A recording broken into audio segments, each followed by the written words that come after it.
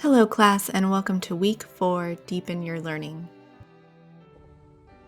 Hi everyone, and welcome to this week's Deepen Your Learning video, which is about scaling. This is a concept that is really important to help us understand the size of the universe, and it's also something that we use pretty frequently in our everyday life. For example, my daughter's book about bugs talks about the smallest bug, the fairy fly, and how many could fit on the tip of a pencil. It's hard to give an actual measurement for how big something like that is, but it's a lot easier when we give the size of an object that we're comfortable with, like the tip of a pencil. We might also talk about how large something is in the context of how many football fields in length it is, or similar comparisons.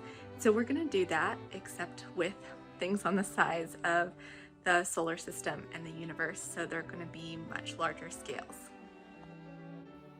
We are going to start with looking at the size of our star, the Sun, which is an average-sized star, and also looking at the sizes of our planets in the solar system. We are going to scale our Sun to the size of a 12-inch ball, which is about the size of a soccer ball. If our Sun were the same size as a soccer ball, then going through the planets, if we started with Pluto, which is a dwarf planet, so smaller than a regular planet, it would be the size of the tip of a pin. Then Neptune and Uranus would be about the size of a small marble.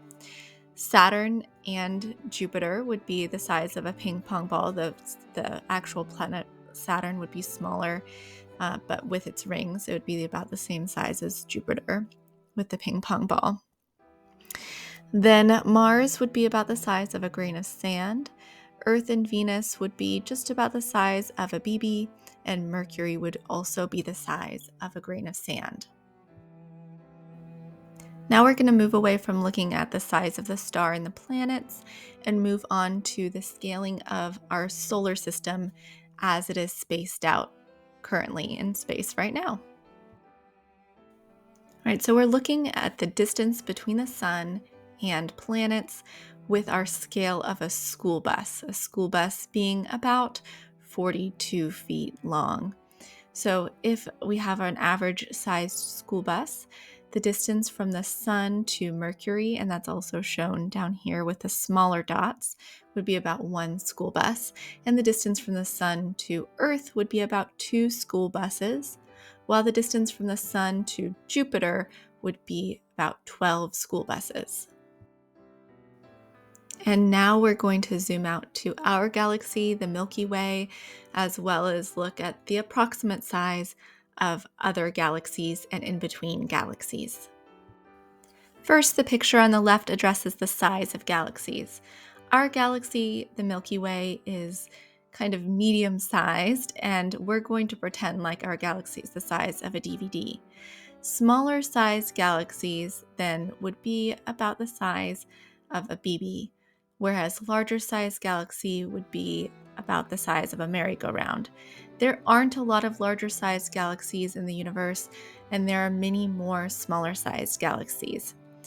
Next, we want to look at the distance between galaxies.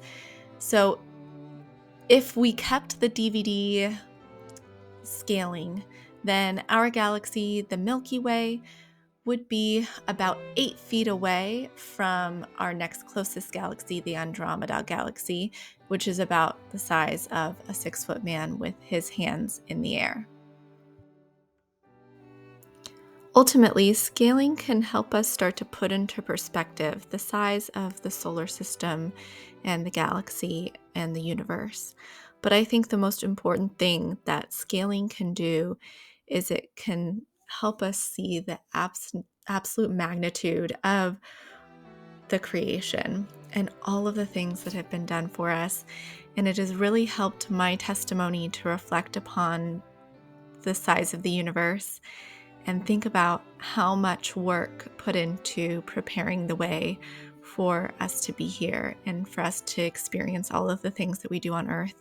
And I'm very grateful for that. And I hope that you will build those types of connections as well.